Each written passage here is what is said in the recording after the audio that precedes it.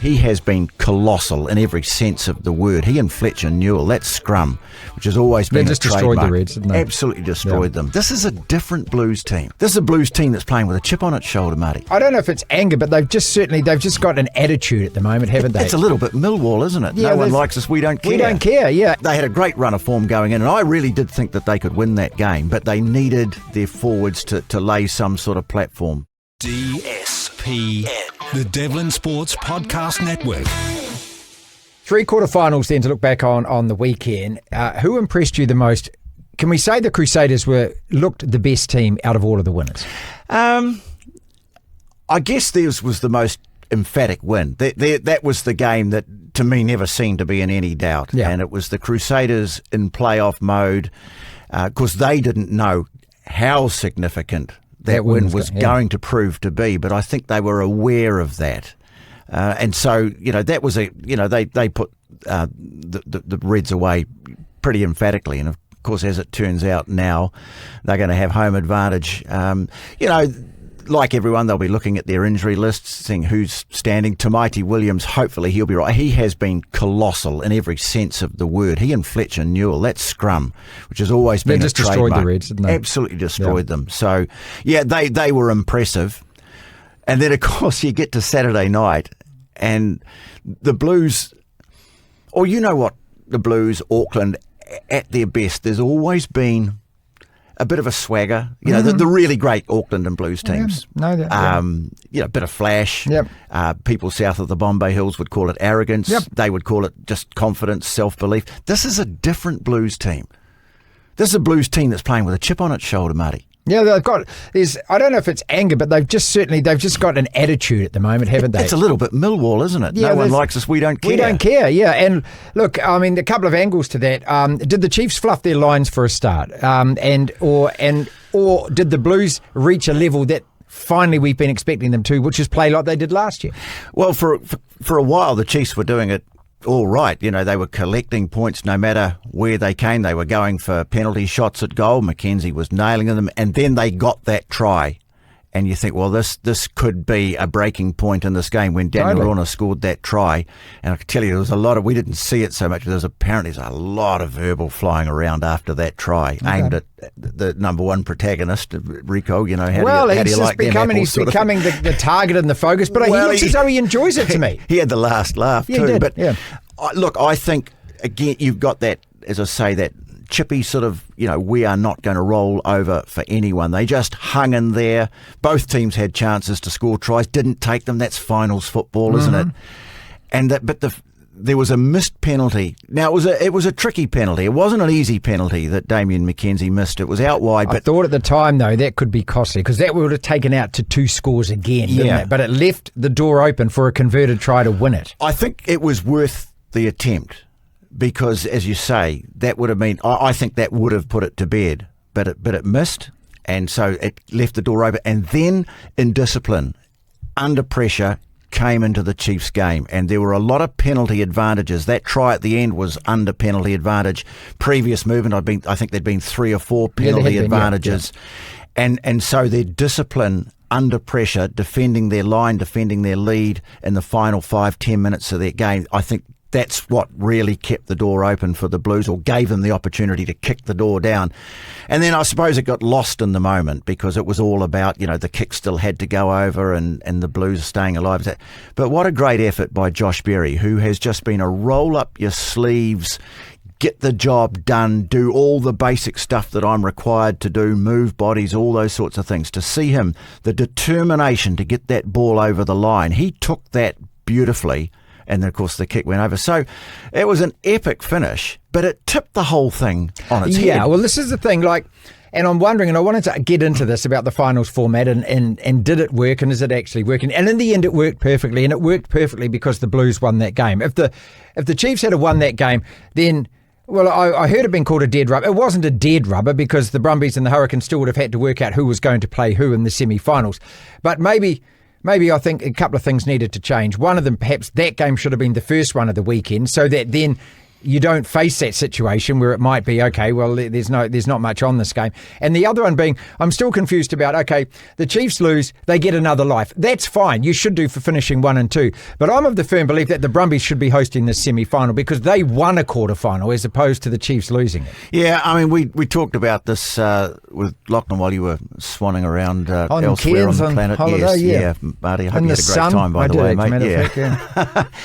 Yeah, look, first and foremost, I agree that it probably would have been smarter to play the Brumbies Hurricanes game earlier, if not the Friday night, then earlier in the day, just to prevent that scenario taking place. But apparently that had to do with Australian TV schedules, the need to provide a game for a free-to-air slot that's open on Channel 9. And look, they put up a lot of money, and so that's just part of the deal, I'm afraid, folks. Look, I always had the sense going into the weekend that they didn't quite have it right. But, in the end, the fact that so much was still riding on that last game meant that it kind of, there was a little bit of a Midas touch to it. It kept the interest going right throughout the weekend. I agree. With you that I think that the life system, having a second life, that's a reward for finishing. There's got to be some sort of reward for finishing top of the table. And if not them, the second place team, or even maybe the third place team. What they wanted to do was avoid the possibility of two teams playing each other 2 consecutive weeks. Yeah, well, that would just be insane. And that was, well, imagine the hue and cry. Well, that'd be nuts. Because all the talk of farcical situations, and that died pretty rapidly, didn't it? All as soon as the Blues won, as soon as the Blues won. So that was always a risk. And they'll sit down and they'll have a think about it and how we do it. Is there a way we can do it better? But look, let's think about what's happened. You remember the Warriors one year, was it 2008? They qualified 6th. Beat the Melbourne Storm in round 1, kept them going. Storm didn't bow out. They played the next week, along with, I think it was the Roosters also lost in round 1. It has happened before in other sports. How many teams have come through a wild card in the NFL or Major League Baseball to win a Super Bowl or a World Series? I mean, that's just the nature of it.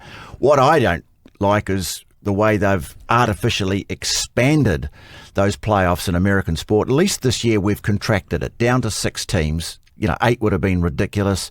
They had to find out a way that sort of suited everyone the best they possibly could. They'll fine-tune it, but in the end, as I say, they'll be thinking Midas touch. Got it right. Yeah. Well, look, and they got it right, you've got to say, also through the regulation season, because, I started the show by saying, look, whoever did the draw, actually, it's a scheduling conjuring trick, because for 12, 13, 14 rounds, we had 4 Australian sides in the top 6, and it very much looked like the Australian sides had improved, and that they were going to be, certainly a force when it came to the semi-finals, quarter-finals. But now we're actually sitting there looking at a situation which we look at every year, don't we? You've got 3 New Zealand teams out of 4, home advantage to the New Zealand sides, and going into the semi-finals this weekend. Look, I don't think the Chiefs are going to bottle this one. I mean, I'm sorry that you've been denied a weekend in Canberra, Marty, because I know how much you love the. Well, I had a friend who drove from Sydney down there for that game. Really? And was watching on his phone the Chiefs versus the Blues, thinking that, okay, the Hurricanes are in the semi-finals until the 84th minute, and then sitting in those cold windswept stands in Canberra, and then the whole thing had actually changed. With the crowd booing everything that the referee did. It's a joyless place at times, that stadium. But of course, that meant that there was a lot riding on that game, a lot more than a lot of people. Well, the Hurricanes, Tony, must be feeling really frustrated because they turned in a turd, didn't they, really? I mean, compared to the 5 or 6 weeks before that where they went to Canberra and were really impressive winning that game. It wasn't a smash and grab beating the Brumbies that night, but they just didn't seem to be in this game. Yeah, look, first and foremost, and a credit again to Duplessis Kirifi, who to me has been one of the most impressive individuals in everything that he's done in this whole Super Rugby competition. Not just the way he's played, but the way he's fronted. I love the honesty and the clarity and the forthrightness with which he does his interviews after the game. And he just said, look, they were better than us. They had a great run of form going in, and I really did think that they could win that game, but they needed their forwards to lay some sort of platform. And they are only able to do that for periods of the game to give that brilliant backline the opportunities that they need. Ruben Love, by the way, sent another sensational game from him. But in the end, there were just lapses along the way, just little periods where the Brumbies took control, and the Brumbies played really well. Yeah, they did. They played really well. Give that to them. They got the edge in the scrum battle, I think, which turned out to be quite important. The Brumbies did, and they gained an advantage out of that, and they were just a little bit more clinical when it came to turning opportunities into points, and so they deserve to be there. I don't think I agree with the idea that they should be hosting a semi-final, but that's we know each other well. We can agree to disagree. And we're going to argue about it or disagree with it, or argue about it and agree with it. But so what we have now is a scenario where the Brumbies go to Hamilton. And look, remember they played in the round robin. I think it was the second or third round. Scoreline blew away in about the last couple of minutes. There was a try, but they were in that game for a large part of that game. So I don't discount them out of this. Brumbies won at Eden Park earlier on this year. Yeah, good point. Yeah, and they'll back themselves. But you look at the numbers. What is it? I think is it 18, maybe even 19 now times that Australian teams have come to New Zealand for a, what do you want to call it, post-season, playoff, finals, whatever, one of those games, not one win. It's not a good stat. And it's even worse if you're the Blues, because you go to Christchurch where the Crusaders are 30 without loss. At home in any Super Rugby. At home in Super Rugby playoff games. That's a fair stat too, isn't it? And yet somehow, do you not think they won't might care, be a the little Blues. Red rag to a blue ball? Well, they just won't care. And, I don't do the Instagram thing where I, follow Rico Ioane, but I was stupid enough to read a story about this on the weekend, so I indulged in it as much as everyone else does. And apparently he's chipping away at people, chipping away at him. I mean, you only do this if you can be bothered and you actually care about it and you want to. But he seems to be right at the moment, that focus, as you said. And look, if it's a distraction enough, that means that the Blues actually look this way. Because I thought Patrick Tuipulotu afterwards was brilliant with what he was saying. He talked about taking the emotion out of the game. He talked about all of those kind of things and just focusing on what they can actually do to win. And so I think, look, people on this side of the microphone are going to make a mountain out of this all week. And they're going to make a mountain out of the fact that he will be the new Carlos Spencer down in Christchurch. Oh, Rico, yes. All of that, right? Yeah. Or Quade Cooper even. Yeah, but if it in any way affects their preparation or performance, I would doubt it. Yeah, because I just think that maybe he's actually quite happy being that guy at the moment, because what it means is the rest of his teammates just get on with it. Yeah, who's to know whether, as I say, there was a lot of chipping going on the field. And these are all black teammates, remember? Yeah, one or two players, maybe that had something to do with the indiscipline. I don't know. I really don't know that. I think the Crusaders know that they've just got to blot that out. But it sets it all up, isn't it? Because I think when you look back at the history of Super Rugby, particularly, in New Zealand, this is still probably the rivalry with the biggest edge to it. Blues and Crusaders. Traditionally. The two most winningest franchises over the 30 years. You think about the things that have happened, Crusaders winning at Eden Park, Carlos Spencer, in front of the crowd at Lancaster Park back in those days. So it's all beautifully set up. But for it to be anything other than a Chiefs Crusaders final in Christchurch, history has to be made. DSPN.